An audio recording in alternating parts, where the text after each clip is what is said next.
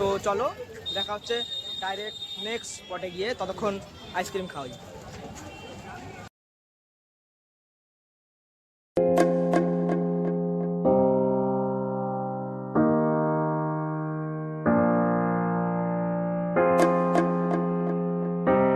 School তোরা পাবজির school, PUBG school দেখ ওরকমই লাগছে। ও যারা পাস করে এখানে তাদের কিরকম লাগে।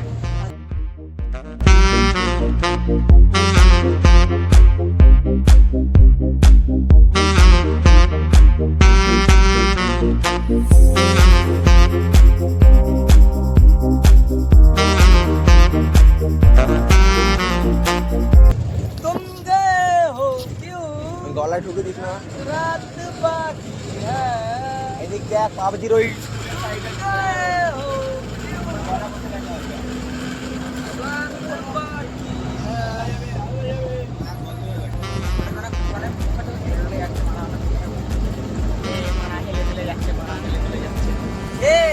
রস খাবো যাও। নন্দী পার পার পার হাত বাড়া, খেজুরের রস খাবো।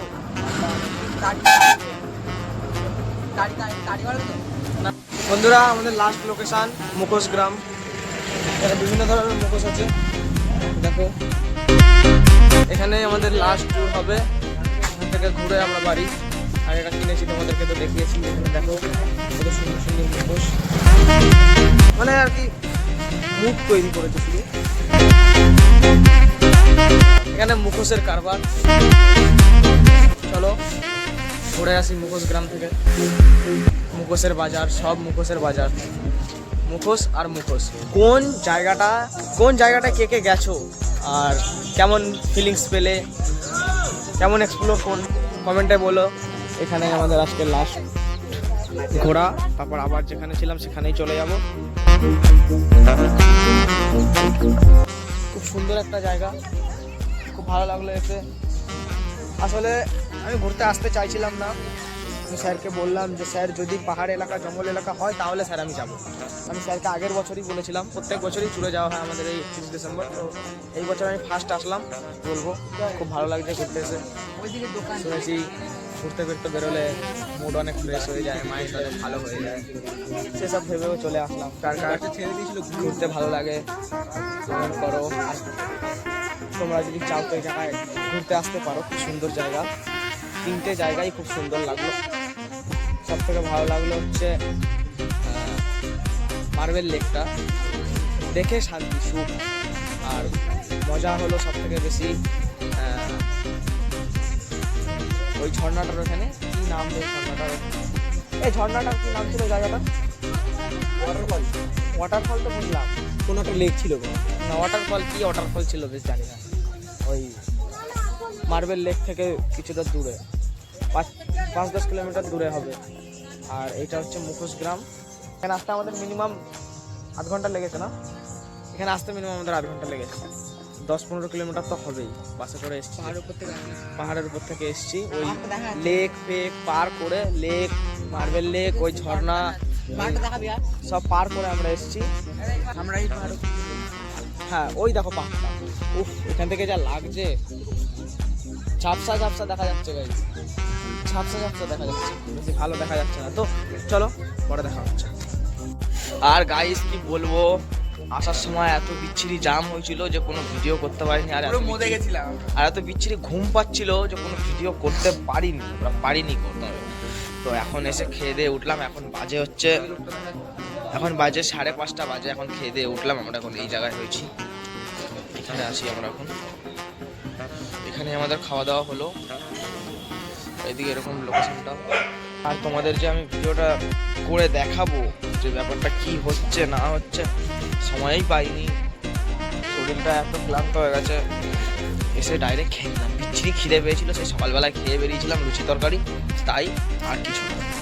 দিয়ে এখন এসে ডাইরেক্ট ভাত, জানি না কী হবে, গ্যাস ফ্যাস হয়ে যেতে পারে, কারণ খালি পেটে ডাইরেক্ট এত মশলাপাতি খাবার খাওয়া হয়ে গেল। যাই হোক, তো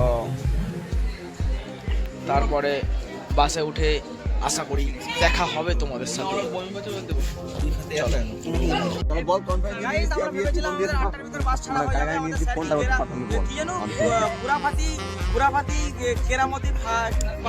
ফার্স্ট ডক্টর কি বলে পাতলুর ঝাটকার থেকে বুদ্ধি এসছে। ভিডিওটা করতে দে রে ভাই। নে নে নে তোর আপনি বক্তৃতা দে। হ্যাঁ চল ভিডিও করছি। আমার স্লো মোশন করা আছে। এখন আলু পোড়া হচ্ছে গাইস। কারো কি করব? সব চলে আসবে। আসবে তো কি করব? আলু খাবে। আমরা কি আলু পোড়ানোর জন্য খাচ্ছি নাকি? বললে আরো আলু নেই। আলু কি নেই নাকি? আলু আছে।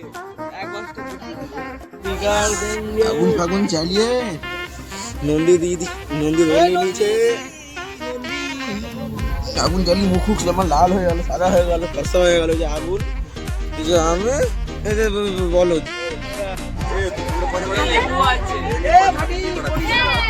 আলো লাগে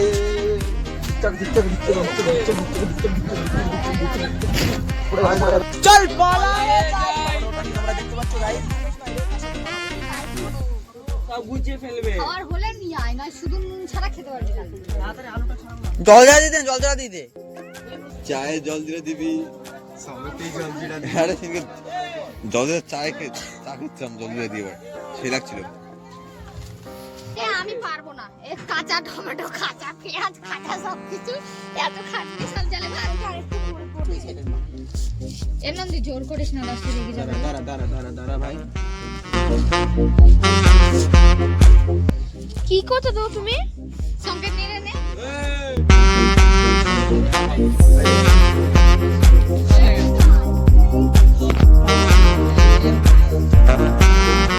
कैसा लग रहा है? बहुत बढ़िया, एक नंबर। ठीक है।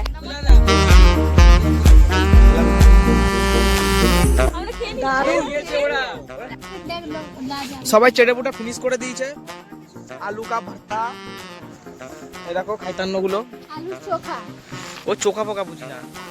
এ উপরে নিচে যাবি নাকি? পাঁচ টাকা।